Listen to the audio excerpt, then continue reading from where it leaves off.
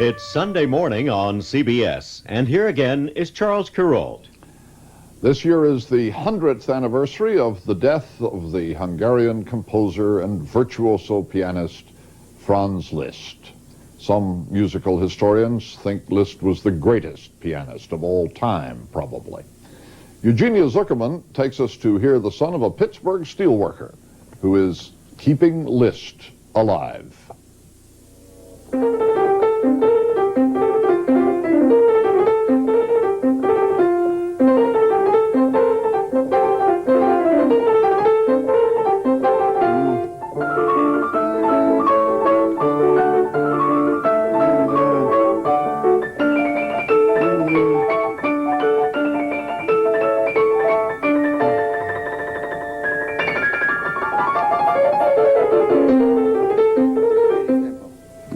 Something different. Yes, because if you play what is on the page, you can't keep it in tempo. No, impossible.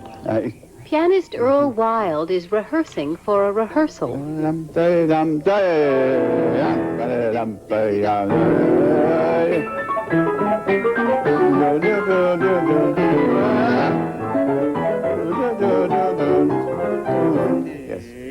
Yeah, okay. And I wanted to ask you, Maestro, at the end, this is not the best ending that Liszt wrote. The maestro is Eduardo Mata, conductor of the Dallas Symphony Orchestra. Wild and Mata are working out their timing before rehearsing with Mata's full orchestra.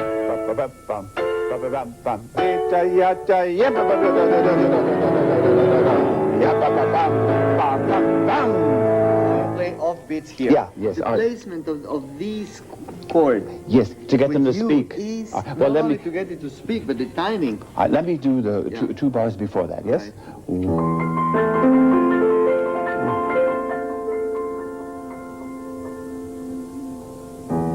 Okay.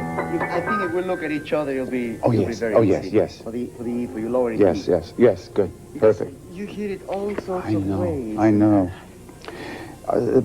Most people, when they play this, spread it out so much that it becomes very vulgar. Yeah. Yeah, this is beautiful. Vulgarity is the last thing one would ever hear from Earl Wild. He works diligently to maintain taste and elegance with every note he plays, and he has played a lot of notes in more than 68 years of performing. He will be 71 this November.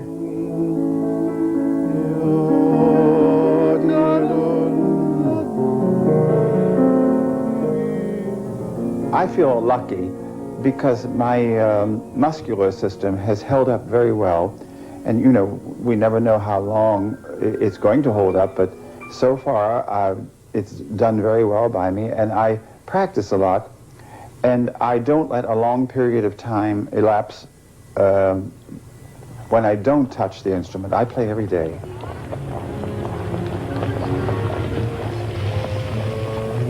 Wild has spent much of his 70th year traveling the world in celebration of the composer Franz Liszt.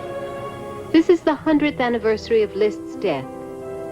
Most musicians regard Wild as the foremost living performer of romantic keyboard music in general, and of Liszt in particular. In Dallas, Wild played the Second Piano Concerto and the Hungarian Fantasy.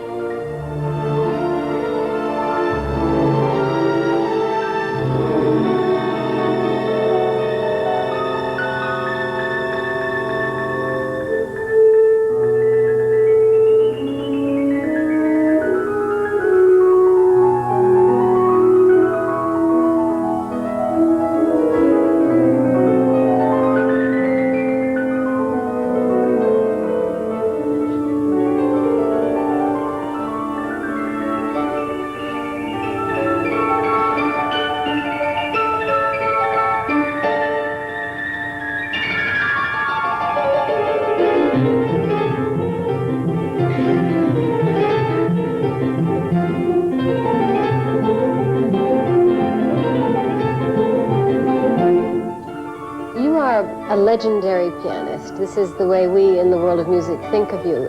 If there were a legend about you, what would you want it to be? Oh, I never think that way. I think people who talk about themselves like as being this and that, or what they're going to leave when they die, I think that's a form of madness and conceit. I really don't care. You know, it's just that I keep doing my thing because I love it, and I play concerts because I want other people to love what I love, and I hope so, and I hope they do. New York Times critic Harold Schoenberg wrote that Earl Wild has one of the great piano techniques of the 20th century. Yet his fame has not approached that of some other, perhaps less talented musicians. Part of the reason, says Wild, is that he was stereotyped early on as a specialist in the piano music of George Gershwin. Well, I played my first Gershwin piece in 1942 when Toscanini asked me to play the Rhapsody in Blue with him, and I didn't know the piece, so I learned it. And the day after that performance, I was an authority on Gershwin.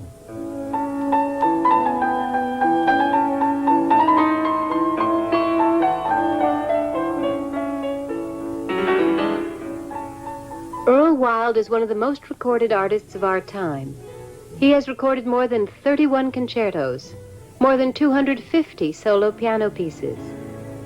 I was asked to make records because when records were being made, when there was no tape, and you had to go once through, and it was there on this plate, I was rather accurate. So I was always asked to do lots of recordings because I was quick and accurate, you know, and that was important. There's only one thing I love more, and that's public performance.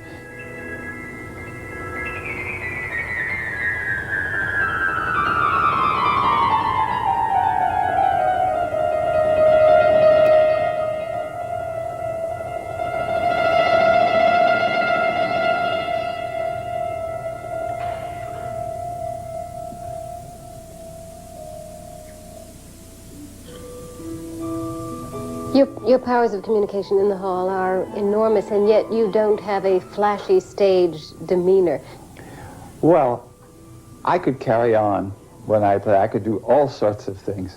But I was raised in the Rachmaninoff tradition, which was to remain silent at the keyboard so that if you played a concert for the School for the Blind, they would hear it, what you were saying, and because they couldn't see it. And we always thought that any display of emotion in the hands, raising the hands and putting the head like this while playing and looking to the heavens. I mean, God doesn't help you during a recital. He helps you before, if you believe so, but not during the recital.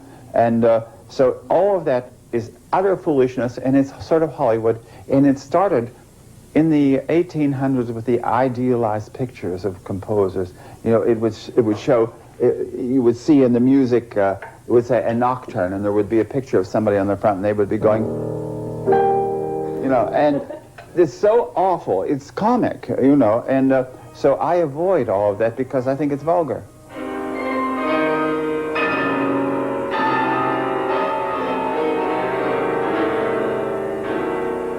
Wild was born in Pittsburgh. His father was a steel worker, but his mother had a musical background. She sat him down at a piano when he was 2 1/2. Was there a moment when you had begun your music lessons when you felt, I will be a pianist, this I must do for my life? Oh, I knew from the first day. I never wavered. I practiced through my family's quarreling. I practiced through the neighbors quarreling. When things would be very sad, I would go to the piano immediately, or if there was a death or anything, friends or relatives. I'm never too tired to go and practice some more, because I think if you're born with talent, it replaces religion, and whatever your talent is the thing that you must develop, because if you have any feeling of an afterlife or a God, then it's your duty to perform this work. That's the only way I'm religious in that aspect.